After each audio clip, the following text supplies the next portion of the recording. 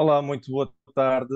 Um olá virtual aos 929 participantes que nos estão a ver. O meu nome é Pedro Rupio, tenho 40 anos, nasci na Bélgica e vivi a minha vida toda na Bélgica e tenho a particularidade de ter sido aluno da escola portuguesa, aluno aqui em Bruxelas, através do ensino de português no estrangeiro, que é organizado ou que era na altura organizado pelo Ministério da Educação, quando eu era aluno, e, portanto, essa experiência fez também com que, mais tarde, quando fui conselheiro das comunidades portuguesas entre 2008 e 2023, tenha essa atenção, essa sensibilidade para defender algo que eu pude viver, uma temática que eu conhecia muito bem. Hum, Devo dizer que eu já há um ano que não sou conselheiro, como o João Verdades do Luxemburgo, e portanto tive que fazer este exercício particular de voltar a reestudar os dossiês que eu tinha sobre o tema, mas de facto houve um debate que o CCP Europa organizou há 2 anos que me vai facilitar a tarefa para hoje, porque estamos a debater precisamente o mesmo assunto. Mas antes de começar, queria deixar um agradecimento por estarmos precisamente a falar e a debater esse assunto que é muitas vezes esquecido, como são, como é o caso muitas vezes do tema dos portugueses expatriados, das comunidades portuguesas. Nós, como estamos a viver no estrangeiro, é mais difícil sensibilizar o poder em Lisboa sobre as questões que nos dizem diretamente respeito, e por isso essas questões são sempre esquecidas por parte dos políticos portugueses, por parte da sociedade civil também, se bem que também devo constatar, e com muito agrado, uma evolução positiva nesse aspecto. Também queria dizer que, e começar diretamente dizendo que no anterior mandato, e vou agora partilhar o meu ecrã. Agradeço somente que confirmem que estão a ver o ecrã que eu estou a partilhar neste momento. Sim, o ecrã é pelo direito das nossas crianças e jovens, é esse? Sim. É esse mesmo, sim. É esse. Obrigado. E, portanto, esta é uma petição que eu apresentei na Assembleia da República há cerca de 3 anos. Uma petição que tinha recolhido na altura o número de assinaturas necessárias para que fosse obrigatoriamente debatida na Assembleia da República, e também que levou, pensamos nós, que muitos partidos, digamos, com menor dimensão, tenham conhecimento destes assuntos. E quando, por exemplo, vi a apresentação que foi feita pelo Paulo Feitor Pinto no início deste debate, pude ver que muitas coisas que nós defendemos foram também apropriadas por a maior parte dos partidos, e isso também já foi uma primeira vitória. A grande derrota é que a nossa grande mobilização em torno da vontade de revogar a propina, essa infelizmente foi chumbada pela Assembleia da República da anterior legislatura, e como agora já foi referido também neste debate, existe a vontade deste governo em funções de a revogar. Por isso vamos ver, espero que seja precisamente que seja o caso. E podem ver aqui no ecrã que eu estou a partilhar que a nossa vontade era que houvesse uma distinção clara entre o ensino de português como língua estrangeira e o ensino de português como língua materna, porque hoje está tudo no mesmo pacote, o pacote do ensino de português como língua estrangeira, ou seja, se o aluno for português ou lusodescendente e que tiver um excelente nível de português, vai-lhe ser imposto, infelizmente, essa vertente do ensino de português como língua estrangeira.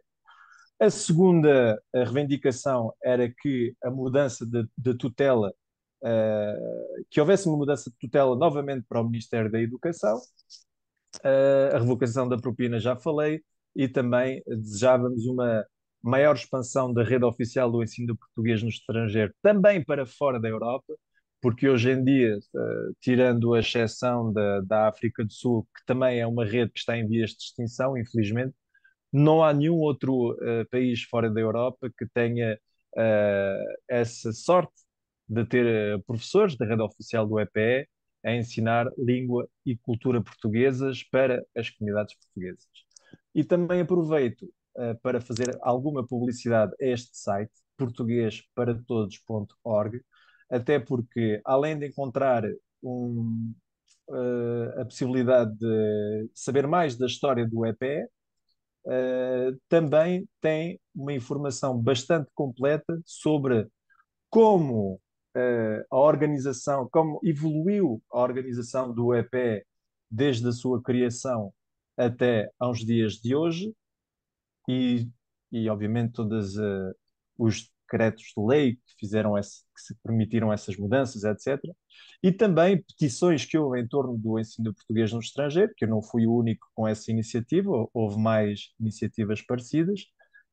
E, finalmente, iniciativas parlamentares de todo o tipo sobre a questão do EPE. Por isso, se tiverem interesse em aprofundar conhecimento sobre a matéria, este site é bastante completo. E agora vou voltar aqui num outro ecrã e peço, por favor, para confirmarem que estão de facto a ver aquilo que eu vos estou a mostrar neste momento, Sim, que é um sim, ecrã. azul. Exatamente, exatamente. Portanto, isto é uma apresentação que tinha utilizado num debate em 2022, que vou agora reutilizar. Portanto, os primeiros cursos de língua e cultura portuguesas para filhos de imigrantes foram criados no Luxemburgo, em Esch-sur-Alzette, em agosto de 1972.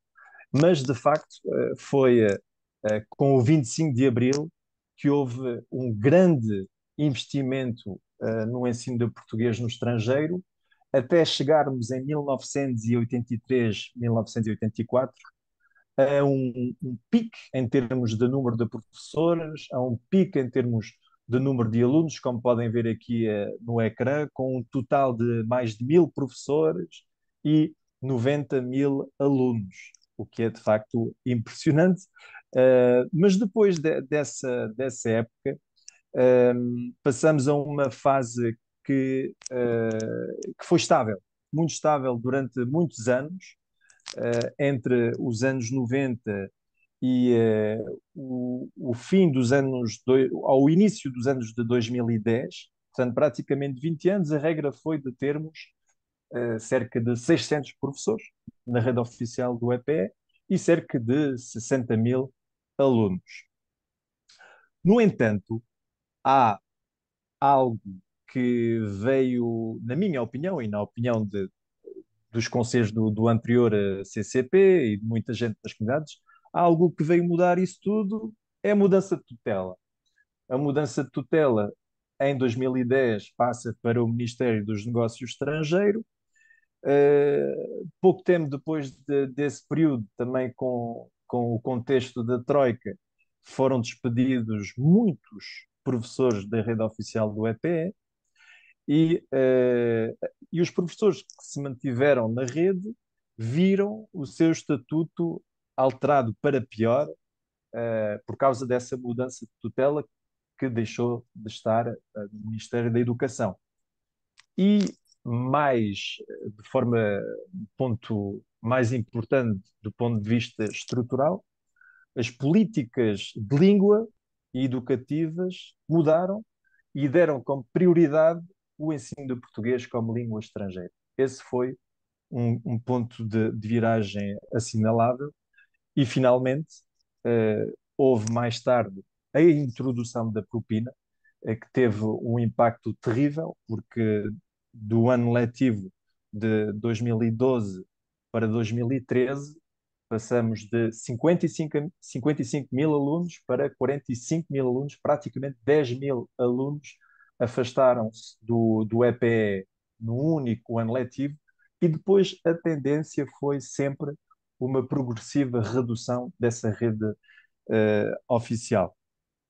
até, como podem ver aqui no ecrã, chegarmos em 2020 a um primeiro mínimo histórico e, infelizmente, no ano letivo seguinte, continuamos a bater outro recorde histórico quando atingimos o número de 36 mil alunos a frequentar a rede oficial do EPE.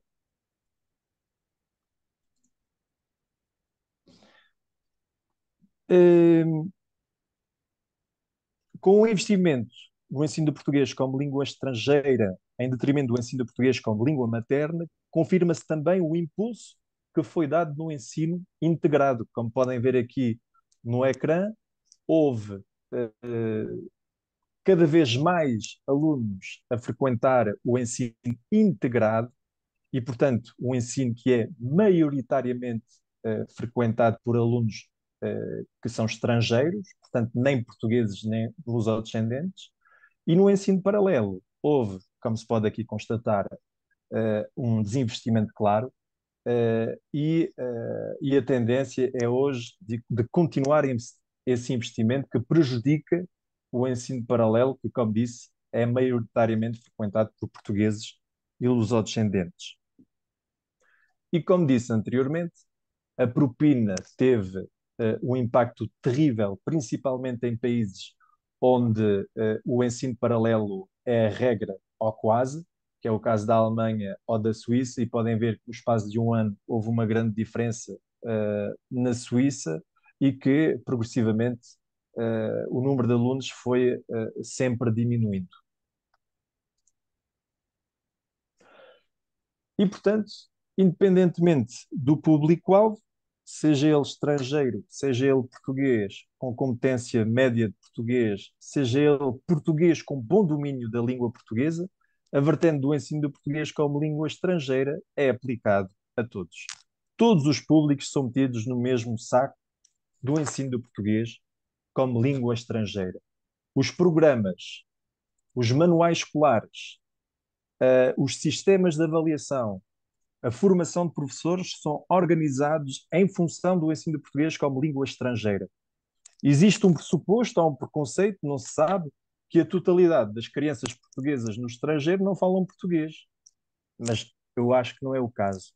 Estamos aqui a ignorar que a imigração não é uma coisa do passado, dos anos 60 ou 70, porque foi e continua a ser um fenómeno atual. Segundo a Pordata, 500 mil de portugueses emigraram de forma permanente nos últimos 15 anos. Permanente, não estou a falar da imigração sazonal, temporária, que também é uma realidade. De forma permanente, emigraram 500 mil portugueses nos últimos 15 anos. E esses portugueses deixaram de falar português uma vez que emigraram? Acho que não. Também é um público-alvo, um grupo de pessoas que claramente precisa do ensino do português como língua materna. E fazendo um diagnóstico normativo daquilo que se observa no ensino do português no estrangeiro, pode-se ver que existe um claro não cumprimento da lei de bases do sistema educativo. O único investimento é de facto feito que foi feito na última na década foi no ensino integrado exclusivamente, que é, como disse, principalmente seguido por alunos estrangeiros, em detrimento do ensino paralelo ou complementar, que é maioritariamente seguido por portugueses. E também, como foi dito no início desta apresentação, a própria Constituição é clara no assunto, mas o que se tem observado nos últimos anos é um desinvestimento do ensino do português para filhos de imigrantes, em nome da internacionalização da língua portuguesa, para lhe dar maior prestígio e estatuto social, o que é louvável. Parlamentares, governantes e os próprios garantes da Constituição têm apoiado políticas que afastaram os descendentes do acesso à língua e cultura portuguesas, nomeadamente aqueles que têm o português como língua materna. E por isso, por essa razão, é que no debate que nós tínhamos organizado há 2 anos, propunhamos o cumprimento das leis, que parece lógico, mas o que observamos hoje é o não cumprimento dessas leis, o cumprimento da Constituição, e a revogação imediata da propina, que já vai em mais de uma década de aplicação, há 11 anos precisamente, e que, em termos o nosso contributo naquele debate, é que os portugueses, aos lusodescendentes com uma competência boa ou muito boa do português, tivessem o português como a vertente do ensino do português como língua materna, que os estrangeiros tivessem o português como língua estrangeira, portanto, que houvesse uma distinção clara entre políticas de língua e de ensino em função do público-alvo. E acho que, para concluir esta minha intervenção, que é isto que é preciso ter em consideração, uh, que um português que vive no estrangeiro não é estrangeiro, é preciso ter em consideração também que é fundamental investirmos nas comunidades portuguesas sobre este aspecto preciso do ensino de português, para já porque, vou fazer um pequeno paralelo, incentiva a participação eleitoral. Nas eleições é que somos chamados para votar, Presidência da República, eleições europeias, quando votamos no estrangeiro para deputados portugueses, e eleições legislativas portuguesas.